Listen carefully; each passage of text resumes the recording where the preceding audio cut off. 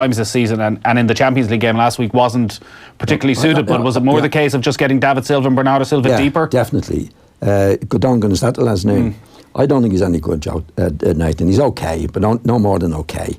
De Bruyne was their main, so there was nobody to supply him rather than him supplying the people in front. Yeah. And Fernandinho is very, very good at what he does. He got his tackles and everything, Joe, Nathan. But when you see him playing the link from back to front, he can't do that.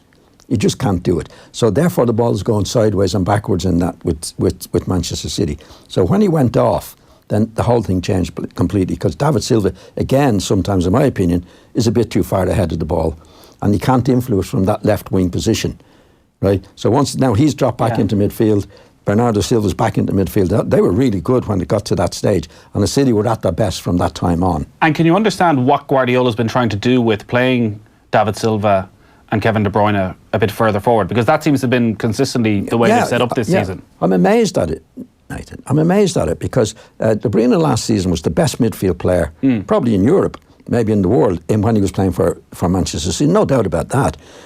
And why change it? You know, it's a dramatic change for somebody that, in my opinion, with Guardiola's experience, that he would play him so much forward. Because again, you know, I'll go back to try and explain it. De Bruyne is the guy who picks out the right pass for everybody. Yeah. Once he's ahead of the ball, there's nobody then to pick out the pass to him. So he's wasted. And as it happened last night, I know he was injured, he couldn't play. Now, and I think the last couple of matches he played a lot better. He dropped a lot deeper than he had been in previous matches. But again, last night, with Godongan in the middle of the field and Fernandinho, there's no creative force there at all. So once Fernandinho went off, then there was a big change. You know, Sane came on, and the two midfield lads, the two Silvas, dropped deeper. And in my opinion, that was the reason they played much better at that particular time. We may end up with Manchester City winning the league on 98 points and Liverpool coming second on 97. Do you look at these two sides, and we're so engrossed in the title race, maybe we're not talking about City's greatness as much as we were at this time last season when they had the title wrapped up weeks early. Do you look at these as two of the great Premier League teams? Well, they're two of the best teams at the moment, Nathan. You know, when you talk about great teams, then you've got to compare them, you know, with Manchester United at the best, Liverpool at their best. Are City at that level? I don't think so. Why? I don't think they have the defensive qualities that Liverpool had in their best days. There was a better balance about Liverpool, and then they had great midfield players like Sines up front, Dalglish, Rush. They had Hansen at the back. I think they had a better balance. And the City are very, very good, and they can only do what they do in their particular time. But like when you see the greats, I'd see a bit more, Nathan, to compare them with the Manchester United teams at their best and Liverpool teams at their best in those days. You know, Liverpool teams were winning, and Manchester United winning Champions League. They're great players, you know. So you mentioned Hansen. Yeah, they were doing it back to back as well, which I guess is the challenge for City over the next few weeks. Yeah. Well, City can do it. I mean, City can go on and become one of the great teams. I think it'd be a bit premature to what they're doing is brilliant. What Liverpool are doing is brilliant. But like, I'd like to see a bit more consistency of winning things than Manchester City are actually doing at the moment. It's in relation to Liverpool at their best and Manchester United at their best. Funny enough, a lot of the analysis of last night has been more about the post-match punditry of Roy Keane and Gary Neville. But before we talk about the two of them and your thoughts on them as pundits, the point they were making, and maybe you touched on it there, and where there was the divide, was Neville seemed to think actually the pressure that Manchester United put them under in the first half was as good as Manchester United can play. That they play with a bit of intensity, a bit of fight, but literally they don't have players of the quality in midfield in particular to do any more. Whereas Keane seems to think that actually, no, they still weren't doing enough. Where would you fall down? Well, I think you'd have to take the personalities into account in the punditry, because the personalities go into the punditry and they have a view on the game. I think what Roy Keane was saying last night would be absolutely clear to the way Roy Keane thinks about the game. And obviously most players refer to themselves in a certain way, not very loudly, but what Roy Keane was alluding to was the things that he did when he was a player. See, I think one of the things that made Keane great was that he was never satisfied with himself, and he was never satisfied with people around him. Now that's the way great players should behave, right? And that was one of his great assets that Keane had. Now when he watches the match last night, he wasn't seeing that, right? He wasn't seeing that. So that was totally against what he believed and made him a great player. Neville, I thought Keane was brilliant last night in his analysis and actually tore Neville to bits. What Neville was saying, it didn't make sense to me. What he was saying was, in fact, well, the way City play, I think what Keane and Souness, who was another great player, midfield player as well, would know exactly what it was like to be great. And I think they were talking about one of the goals that somebody didn't get back. Yeah. Right. Now, that to Keane, when he played, would never happen. He would never let that happen himself, and he would never let his colleagues let that happen. They saw that happening. The two of them saw it happening. And he said, well, look, that's totally wrong. And then Neville made a case that, well, the way City play, they tired out. Yeah, wears you down. Yeah, an hour gone, you're wrecked. You can't chase back the way you that's did in the first 10 nonsense, minutes. to be quite honest, Nathan. Is it? Yeah, I think so. I think it's nonsense. Actually, what Graham Souness says, well, hang on, Gary, he says, that was after 53 minutes. Yeah. You don't get that tired, Nathan, with a half an hour or more to go. And the thing is, if I'd have been doing what I would have said, did he make the effort to get back? Right, that's the thing. Because you can see a player making an effort to get back, and he's absolutely knacked, but he's doing the best he can. Now, what the lads were talking about, whoever was, I think it was Fred they were talking about, didn't make the effort. So how do you know he's too tired? If he's part of falling the point, over though, Gary Neville was making, that Fred just doesn't have that in him. Like that's why he's not Roy Keane, or he's not Graham Souness. Then he shouldn't be on the pitch. He's not a great player. He shouldn't be in the club. You don't make excuses for players not having it in them, Nathan. I mean, what he didn't have in him was an effort to run back. That's a given as a player. That's not what you get onto players. People say, oh, you should have beat him. You should have turned him inside out, and say he's not capable of doing it. Don't ask him to do it. He's not capable of doing it. But asking the player to make an effort to get back, you're not asking him something he can't do. He's chosen not to do it. That's what these guys are on about, and this is what wins and loses matches. Making the effort to get back. You mightn't get there, but how do you know if you don't make the effort? You know what I mean? That's what you have to do. I mean, this is what made Souness great, and Roy Keane in particular great. He would, and he said to himself, I would never, ever do that. You know? Yeah. That's in him, and it should be in most players as well. The fact is, Fred messed up because he was lazy and not doing what he should be doing. Now, you don't have to be a great player or have great ability not to be chasing back, Nathan. It's a given. That's what you have to do, and that's what you should be doing. And who knows, if he'd chase back, he mightn't have stopped the goal anyway. But he's certainly not going to stop the goal by not chasing back. That's why Keane would be on about it. And that's why I thought Neville was talking a load of nonsense. He was saying, because there's always things people used to say to me about player managers beforehand. Did you collapse? No. Well, then you have a bit more in you. But go on, I know you want to say something. Well, was there ever a case in your career you look back and go, actually, I didn't chase back? I'm sure there was. There's nobody perfect. I don't remember doing it, but that doesn't mean... Does it not just happen in certain games that, Manchester City are that good, but he is well, a let's bit put rare. it this way. Don't forget about me. I'll talk about Roy Keane, who did it. I don't ever remember watching the match where he didn't do it. Right? Yeah, I don't ever remember watching the match where Souness didn't do it. Right? That's what made him great. There was a crankiness about Keane, which was an asset to his game, because all great players are never satisfied with what they do, Nathan, ever satisfied with what they do. And Keane was like that, and his crankiness was one of the elements that made him great. Because he wouldn't take it from anybody else either. It's called captaincy and spirit and a force on the pitch. That's what he did. That was one of the things that made him great. And the big thing was he wouldn't do it himself. You heard him against Pogba last night. Yeah. I said, if Keane was managing Pogba, he'd never sleep. Well, I don't think he sleeps now, even when he's not concerned watching Pogba. You know what I mean? Yeah. That's but do you think...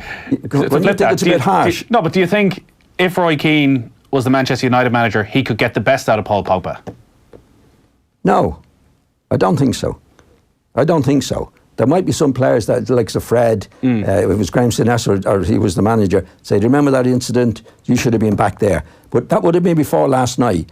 That's not the first time Fred would have done that, right? Second thing is with the Souness and thing. If they were in charge of bringing the players in, and Fred, that's not the first time Fred did that. You wouldn't have him. Yeah. Now, if you go back to Pogba, I'd say Keane and Souness wouldn't have Pogba at all. Well, I think both of them have made that clear. Souness has been pretty consistent. You have to ask why. But he's the one that, Pogba's a social media star, right? He appeals to the young people now. He does his dance, he has his hair and all that. That's all he's worried about, in my opinion. He's not worried about being a great player, Nathan. Well, his fellow professionals seem to think he's a great player. They put him in the team of the season. Well, I've had experience in my time with fellow professionals picking the team, Nathan. And it, in my opinion, and I probably made mistakes myself in picking, and I used to think to myself, how do professional footballers do that? That's not the first time. And I'd say the same about Pogba, to be honest. How can professional footballers who play professional every week pick Pogba instead of somebody else? Because he doesn't, like you said last week, you made something, well, you know, we've had better players around than Mike come in and play. And again, I said, well, the great players make the other players around them. They don't wait for players to make it. And if you look at Pogba last night, what annoyed me during the week, after that disaster on Sunday, which he was a large part of, he's the one in front of the cameras, right, saying what we should and shouldn't be doing. Pogba. Yeah. One of the culprits. Well, Roy Keane called him out in it pretty quickly that you couldn't believe a word out of his mouth.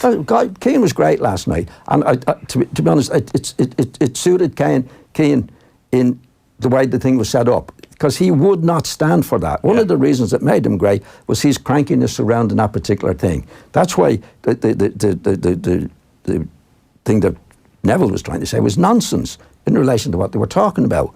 I mean, you didn't see Souness disagreeing with Keane, but Neville made the position. See, when Neville is on without Carragher, not Carragher, when he's on, when Keane and Souness are not there, he's a very articulate lad, and nobody challenges him. Nobody challenges him. Now he's on last night with Keane and Souness over a situation that they were brilliant at, that never ever thought it was great, they were great or good, that this is what you have to do, right? Neville's coming in with a remark that doesn't make sense to these guys. You see Keane's face, he's rubbing his face because he's saying, well, he was tired and that's what you do. And Keane in his mind would say, he didn't say it last night, did he make the effort to get back? Did he try to get back? He didn't. So how do you know? See, there's an old thing, if I was taught very, very young, Jimmy Murphy at Manchester United, make the effort to get back, right? 9 times out of 10, it won't make any difference. But at some stage, it will make a difference. It's like the striker. You see, when you hear people teaching strikers the great strikers, when the ball is knocked at the goalkeeper, chase it in. Even though it looks like there's no chance of dropping it, chase it in. Because the one you don't chase in is the time you'll drop it. Yeah. So you go all the time, right?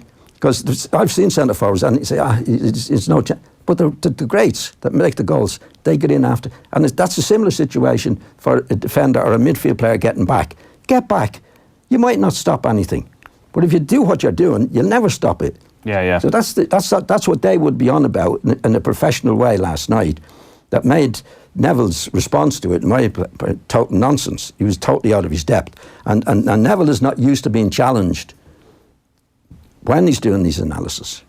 There's a lot more we want to chat about. 53106 is the text number. A lot more about last night and maybe about that analysis as well. Text from Sean. That's exactly the kind of hairdryer treatment that Fred needs to hear. A little insight into the Rovers in Ireland when John was at the helm. Was there a lot of hairdryer treatment when you were a manager? Well, I don't like talking about myself. But when I played, that's what you had to do. And I was lucky. I was played in... But every player that played under you didn't have that attitude. So how did you deal with that? How did you cope with that? Simple as that. Yeah, get him out. If he's not going to do it. I had a thing when I was managing the team, playing the team, I'm particularly managing, the taller player something 3 times. Right? It might be a positional sense, full back. Like, and the ball's in it, you should be there. You got it. Nothing complicated. Yeah. Because running back is not complicated. Right, you say, yeah, I've got that. Go to the next match, does the same again. Twice. 3 times, yeah, I've got that, and he does it. Forget it. Forget it. Because it's not that complicated. Right? And if he hasn't got it after 3 times, he's never going to get it. Chasing back is a different thing altogether. That's just laziness. You know, you see some of the great players over the years, Nathan, they weren't great passers of the ball. I'm just trying to think off the top of my head. They weren't great passers of the ball, but their energy was, well, Keane, you go back to Keane. I mean, Keane wasn't a stylish player that delivered the ball all over the place. He was a driver, get in, and he was doing it, and he'd make the other team do it. But I'm sure there were certain players that Ferguson had, that no matter how often Keane got onto them, he wasn't going to do it. Yeah. So you wipe your hands of them.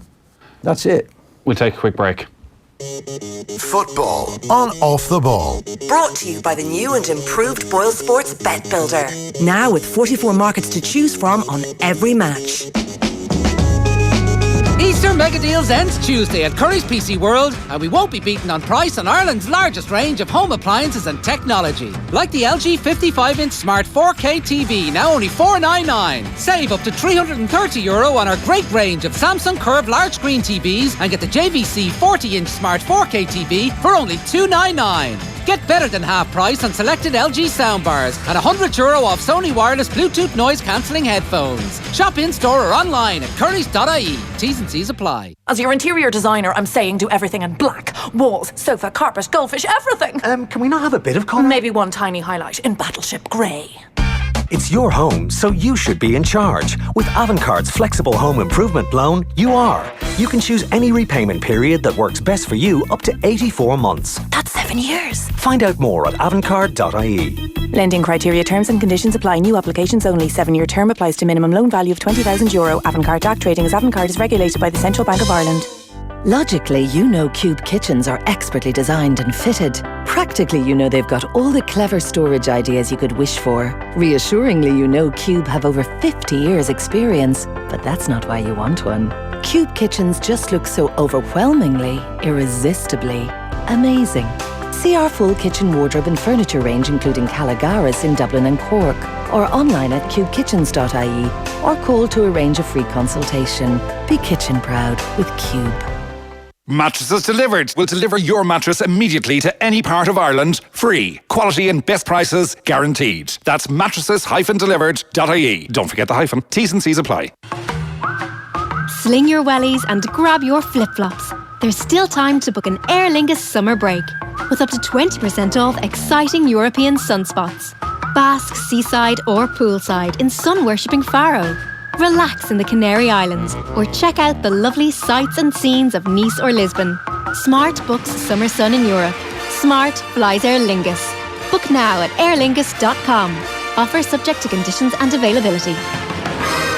Easter time means chocolate eggs, Leopard lambs, cute fluffy bunnies, and of course the big Easter sale at appliancesdelivered.ie, with savings of up to 40% across the entire range, like the Blue Diamond 32-inch television, only $179.95. The Samsung 8kg Eco Bubble washing machine, now just $439.95, and the Dyson V10 from only €499. The big Easter sale continues at appliancesdelivered.ie. And the savings keep on coming. Shop the full range at appliancesdelivered.ie. Football on Off the Ball. Brought to you by Boyle Sports. Now with same-day withdrawals to your Visa debit card. You're welcome back. John Giles is in studio. 53106 is the text number. We're talking about Manchester City's victory over Manchester United, and in particular at the moment, the United performance. Ole Gunnar Solskjaer was very critical of his players even before the game against Everton, when they were ripped apart, and the attitude of a lot of those there. Like, when you see players not tracking back like that, do you sense that there's some sort of deep-rooted malaise in the club that isn't any sort of, even for a vastly experienced manager, that like this isn't a quick fix for anybody? Well, if the players are doing what you said you were doing, that is a malaise. The fact of what's happening on the pitch is a malaise. And I think anyway, going into the match, yes, a lot of talk, well, United will respond well now because they had such a bad game on Sunday. They shouldn't be having such a bad game on Sunday. They shouldn't have to respond. And football is not like that. It's not easy to respond, Nathan. Football is a game of habit, where you're up for it all the time. Whatever, there used to be an old saying in football, whatever you do in training, you'll do on a Saturday. So if you get a lad messing around during the week and he's nutmegging here, he'll do it on a Saturday. We're all human beings, and it's a game of habit. Yeah. And habit is being up for it and doing it. Manchester United nobody can switch it on. They play terrible against Everton, and there's a lot of talk in the paper, well, because they play so badly, they're going to show now how good they are. It's a load of nonsense. You know, and one of the things that was wrong from Sunday was who was doing the most of the talking post-match on the papers and for the television after the match? Pogba. And insinuating, in my opinion, well, you know, I was okay, but the rest of the lads weren't doing this and the other. He shouldn't be allowed to go on the television. You know, he should be the one saying, look, you're not going on to it. Nobody's going on the television, but particularly you, because you're not doing it. Yeah, it was surprising, actually, the pre-match analysis and the way it was set up. That it was, I have to say, when I saw Paul Pogba sitting down giving this nonsensical interview of, oh, well, listen, we have bad days, we just have to, as humans, turn this around. But also, Ole Gunnar Solskjaer sitting down for an interview with Gary Neville, all smiles. It just doesn't feel like the Manchester United way, that the United manager, 48 hours after they're humiliated against Everton. Exactly. You know, look, you go back to when Solskjaer came in, he said, we're going back to the Manchester United way. Do you ever see Ferguson doing that? What? He'd be pulling Pogba's hair out and other players' hair, giving them the dryer and all the various things that he did. But Pogba's the one select. Well, he wasn't. Maybe they no say, but I think they should have a say on it. You're not talking to anybody. But it's like, well, you know, as if he was everything was he was doing was right. Was the other lads that were doing it? That's the way I took it up. That's total nonsense. And the second thing is, again, from Gary Neville's point of view, he shouldn't be doing that interview with Solskjaer. Neville shouldn't be doing the interview. No, he wasn't asking him hard questions. It was a bit of a laugh and it was a bit of a joke and a bit of a thing. He's a pundit. Neville is a pundit. If you're dealing that with players and mixing with players and that, how can you go out and criticise players the way they should be criticised? It can't be done, and it shouldn't be done. I know, again, from my own experience, when I went on this television, I would never, one of the younger players, never ever get to know them or friendly with them. Because there's two things. They say, what are you doing? I was talking to you last night, I was having a drink, and now you're having a go at me. Second thing can happen is that he can tell you something in confidence that you already know, and you repeat it on the television, now you're breaking the confidence. Yeah. You've got to keep your distance from that. And in Neville's case, in my opinion, he should be keeping his distance from Solskjaer. And Solskjaer should be keeping his distance from him, but more the other way around. And you say, well, from Sunday, the Everton match, the thing. Well, Pogba was the one after the match on Monday. He was the one that was saying what they were doing wrong and it's not good enough and it's disrespectful. And Keane was great. Keane said, that's a lot of nonsense. I don't think he means a word of it. Right? He was one of the biggest, one of the worst players against Everton doing what he was doing. And he should have been called out for it. Yeah. And Keane said that. Imagine, he said, I don't believe a word he's saying. It was all, we have to do this and we have to do that. Get out on the pitch and do it. Don't be talking about it afterwards as if it's nothing to do with you. How much of what's gone wrong for United and these 7 defeats in the last 9 games lands at the door of Solskjaer? Everything. Well, didn't he win 10 matches on the trot? What laid at his door then, Nathan? Right? Everything. Quite rightly too, because he did extremely well. And he was given the job as manager. But since he's been given the job, whether it's a coincidence or not, things haven't been good. So if you're going to take the credit when things are winning matches, then you've got to take the responsibility when you haven't lost the matches. And again, I go back to Solskjaer. In my opinion, and my take on it is that he was ideal for what was needed at that particular time. And it happens in other clubs in bigger ways that managers go in, they're the ideal fit for that particular club. When he went in, the players had to prove Mourinho was wrong. So now they're out trying, they're trying really hard. And in my opinion, the players believe now they have proven that. Right? So what Solskjaer, as he is, was needed for that. Arm around the shoulder, smile on his face and all the various things. Now what he needs now, what they need now is a kick up the arse. No smile on the face, a scowl on the face, right? Can he do that? We could do the smile. Can he do the other thing? It's they're two different situations. Do you think that would work? Do you think a kick up the arse? Well, it's not a question of work. Is he capable of doing it? That's the big question. In my opinion, what they need now, Manchester United, is a young Fergie type. I'd go for Conte. Right. I'd go for Conte. Conte, in my opinion, was very badly treated at Chelsea. He won the league and the cup in 2 seasons. And all you could hear was, we're training too hard, we're doing this. He didn't want to be pally with the players. He couldn't care less about the players. But with everything you've seen then, so Conte obviously has the track record of success that Solskjaer doesn't have. Yes. But also it all broke down very quickly at Chelsea because actually, after winning the league, the players were like, we have the power here. Players have more power than ever. And the United players... Why, though? Do you know why? They were backed up by the press and they were backed up by the owner. Right? Players will always moan, Nathan. But what Conte was saying at that point, I remember, well, I don't care what you think. Yeah. We're winning. What does it matter what Conte did that you didn't like? He's employed to win the cup and he's employed to win the league, which he did. The players turned on him. For what? Working them too hard. Working them too hard. So what did Conte say? Tough. Doesn't matter how you do it. Do you think Ferguson was loved and all these great managers were loved? No way. They did what they had to do. And a lot of players wouldn't agree with it, but that's what management is about. And in Conte's case, what Conte said was, I remember him doing it, and the press turned on him. There was a leak from somebody to the press guys, we're training too hard, we're in too long, we're doing this, we're doing that. And he's winning the league and the cup, doing what he did. Do you think the United players, this group of Manchester United players, would respond to that?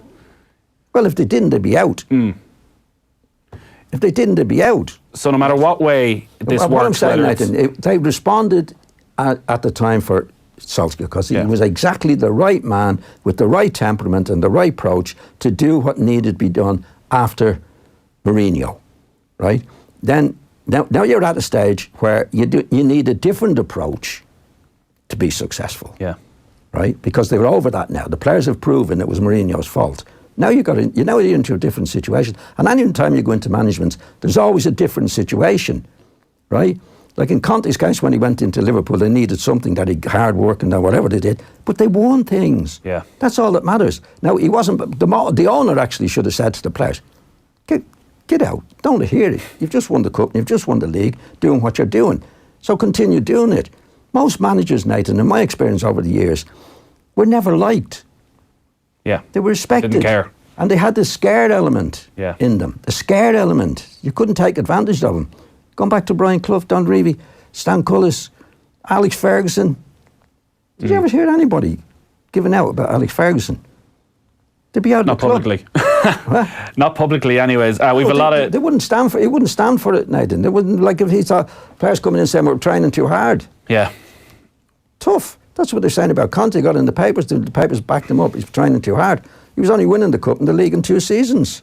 We've a lot of texts in enjoying your analysis this evening. I do want to get a quick word out of you, though, on Billy McNeill, who sadly died earlier this week, age 79, first British player to lift the European Cup, part of that Celtic team that beat Leeds in the 1970 European Cup semi-final. Yeah, brilliant. Did you get to know Billy McNeill at all? I knew him reasonably well. I played against him quite a few times, and he was manager of Villa, where I was in Birmingham at the time. I was doing the paper, I did an interview. Billy was a very, very nice lad. A terrific influence on the great Celtic team, what they did. And now you go back to managers, Jock Stein. You know, I had to drink in Dublin with Billy one time, a few players. I said, what was Jock like? He says, hard. So, you know, Jock wasn't loved by the players. You know like a lot of it sounds odd, but a lot of managers are not loved. They're respected. They don't want love. They want respect. And Jock had that. And what Jock did with Celtic, and Billy McNeill as the captain was phenomenal. To take Celtic, the first team to win a European Cup, and won every trophy that it was. The season they won the European Cup, they won every trophy in Scotland that it was possible to win, and we're 9 on the bounce or 10 on the bounce league. 9 on the bounce, not just in Scotland, Nathan, in Europe. You know, that's what they did. Like, it was okay, people say, well, Scotland is not as good as our... Actually, it was football as good as everybody else at that time, with all the players they had. But this was a team, Nathan, you said he took over that team. That team wasn't doing well before he went there. He didn't make that many changes, didn't spend a lot of money, that's for sure. And they turned into a top, really, really worthy champions of that. Celtic were a great team. Yeah. They did us in the semi-final and beat us well. At that particular time. And we played against them a few times with friendly matches in Scotland and all that. And they were good lads, great manager, and a great setup. And Billy was the leader, top man. John, great stuff. We should talk a little bit more about some of the great teams from that era. I think maybe over the summer when we some of the quiet Thursday nights when the football season wraps up. But you'll be back with us next Thursday again. Hopefully, Nathan. Great stuff. Yeah, thanks, Nathan. Just to let you know that the 2019 Punchestown Festival gets underway from next Tuesday, the 30th, and runs until Saturday, May 4th, with the Close Brothers Commercial Finance Mayor's Listed Novice Hurdle taking place on Thursday, the 2nd of May. We have a daily prize of 1 pair of tickets for entry to the reserved enclosure at the the race course, and all the daily winners go into a draw this Saturday for a special one-off prize, which includes admission and reserved enclosure entrance for 2 people on Thursday, May 2nd. You also get hospitality lunch in the Watch House Panoramic Restaurant, where you'll be given loads of tips for the day's races. Then when the races are finished for the day, a shuttle bus will take you to the Louis Fitzgerald Hotel, where you'll enjoy bed, breakfast and an evening meal. To be in with a chance of winning, just tell us which jockey won last year's Punchestown Gold Cup. Text your name and answer to 53106 for 30 cent, and we'll announce the winner later in the show. Join the conversation. Text us on 53106. Texts cost 30 cent. Easter time means chocolate eggs, leopard lambs, cute fluffy bunnies, and of course the big Easter sale at appliancesdelivered.ie, with savings of up to 40% across the entire range, like the Blue Diamond 32-inch television, only $179.95. The Samsung 8kg Eco Bubble washing machine, now just $439.95, and the Dyson V10 from only 499 €. The big Easter sale continues at appliancesdelivered.ie. And the savings keep on coming. Shop the full range at appliancesdelivered.ie. As the dog of the house, I know exactly what my family are thinking. Right now, they're convinced I am upset they're heading off on holidays. Me? Upset? Yeah, right. They have AA travel insurance, so I won't have to worry about them while I'm living it up with the neighbour's French poodle, Fifi. Ooh la la. Go to the AA.ie and get annual travel insurance from only $16.99. And you're even covered before you go.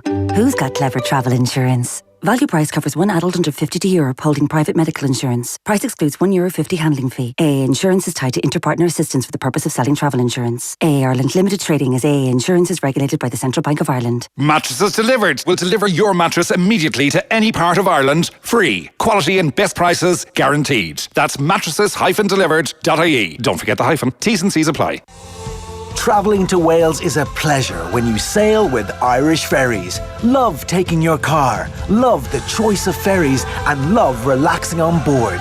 Experience everything Wales has to offer, from hiking Cadir Idris to adventure sports at the Blue Lagoon and over 600 castles to explore. Find your Wales with Irish Ferries. Love sailing to Wales from €99 one way. Love Irish Ferries. Book now at irishferries.com. Restrictions apply. Over €100 billion is sitting in Irish bank accounts earning little or no interest.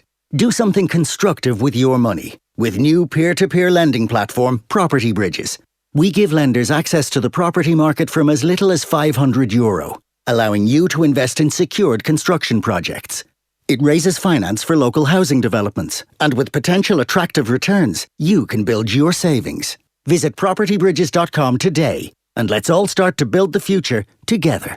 The award-winning Mr. Green Casino invites you to grab your seat at our innovative Live Beyond Live experience. Don't miss a card on our exclusive Mr. Green tables or play blackjack in style at Club Royale. Play live casino today at mrgreen.com. 18+ gambleware.ie. The Dyson 4-day event is back at Harvey Norman. Experience Dyson technology and get the chance to win back your Dyson purchase in store this weekend. Get the Dyson V8 Absolute Cord-Free Vacuum for just €349, or get the Dyson Hot and Cool Fan for just €490, saving you €59. With expert staff on hand to find the perfect Dyson product for you and the chance to win back your Dyson purchase, discover Dyson at Harvey Norman this weekend. Terms and conditions apply. See in store for details. Across Ireland on 106 to 108 FM and at newstalk.com. This is News Talk. It's 8 o'clock. Good evening, I'm Adrian Harman.